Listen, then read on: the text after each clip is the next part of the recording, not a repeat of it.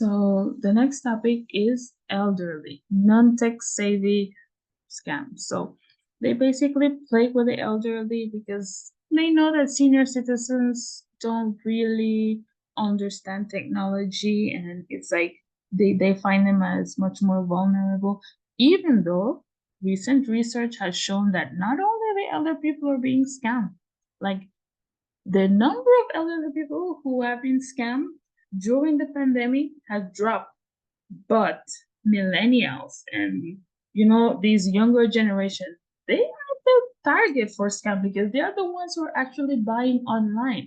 Like elderly people probably buy online, but they're more conservative, so they'll go to the store and buy what they need. But young people are driving e-commerce, so the target is on young people, and these, believe it or not, I think these are the ones that we have to educate more. But whichever way, cybersecurity experts still talk about the senior citizens being some of the targets for scammers, no, in this case. So we're gonna check them, of course. We're not leaving them out. So grandparents. Your grandparents is so loving and kind, and whatever you want since you were a child, they would give it to you. Scammers know how to play with this emotion. They will pose as grandchildren and act like, Grandma, I'm in difficulty, I'm stuck here and I don't know what to do and I need money fast. And Grandma is gonna get up out of her bed, off her sofa, and Grandma is gonna send her money, or Grandma is gonna give them her credit card information because, hey, Grandma love their grandkids and they're gonna do everything to help their grandkids. So scammers play with this and they'll act as your grandchildren just to get you to send them money. So senior citizens, be careful, but not only senior citizens, but everybody. Because let's say, for example, I'm a millennial, but let's say my mom is in difficulty and she calls me and she needs money. My first reaction is like, oh my God, I have to send money to my mom. But most of the time, how can you actually verify? Well, I know my mom's voice, yes, but what if they don't call you? What if they send you a message and the number? Because most of the time, we don't really know our mom's numbers, to be honest, by heart. Nobody actually learns a number by heart anymore. So if you get a message and your mom saying that she needs something, you probably react immediately. So this is also, we have to be careful because they're going to use your family members also to lure you into giving them your money. They also play with like friendship and romance. So they know that most elderly people who have lost their husband or their wives, they're like lonely. And these scammers, they know how to play or to prey on other people's loneliness. So they're gonna start, is this Miss Matilda? Something like that. Oh yes, it's and they're gonna start like I don't know, but they trick it up. They could ask, okay, is this Miss Matilda? And you're going, no, wrong number. And it's like, oh, I'm really sorry, but thank you for taking my call. And they try to switch up the conversation in a way that you become comfortable and you start creating a friendship that you really don't know who it is. And from 1 minute of conversation, then you're talking 10 minutes with the person and they're getting information out of you. And they do this to elderly people because elderly are normally nice, I would say relatively nice people.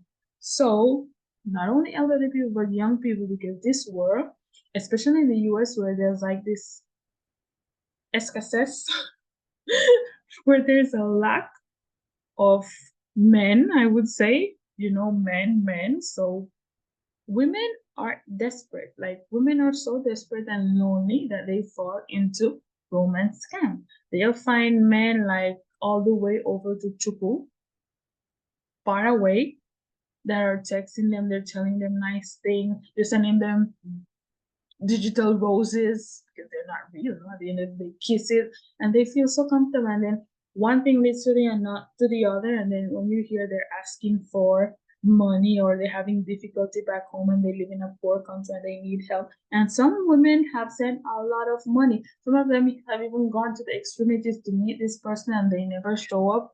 So we just have to be careful. It doesn't only happen to senior citizens, it could happen to us also as young people.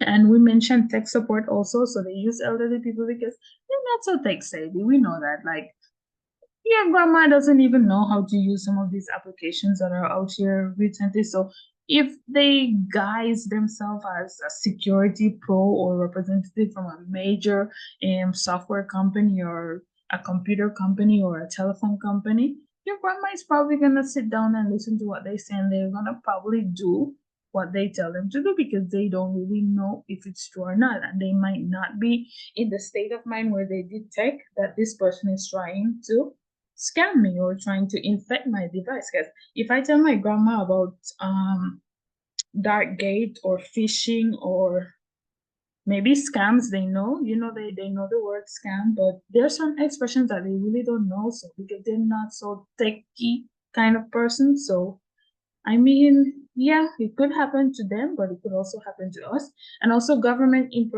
impersonation. Like, okay, elderly people, they're very law-abiding citizens.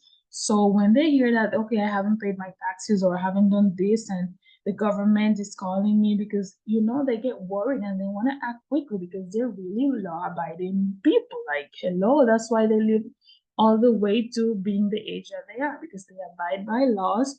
They know how to be respectful and so forth. So scammers can use this also, acting as if they were government employees, to get elderly people to give them information or to pay them something that most of the time it's not true. Like, no, you don't owe anything, grandma or grandpa, but they're gonna convince them that yes, they do, and make them pay. Because the other thing is that scammers know that elderly people are receiving their pension, or they probably receive a lot of indemnification money or who knows what. So elderly people, they see them as, okay, is an old rich woman, so we're gonna scam her. So I mean, if you have elderly people, it's also good to tell them about different tactics that scammers use to lure them into giving them sensitive or credit card information. At the end of the day, it's our obligation to protect everyone around us, family, friends, and the community or our workplace in general.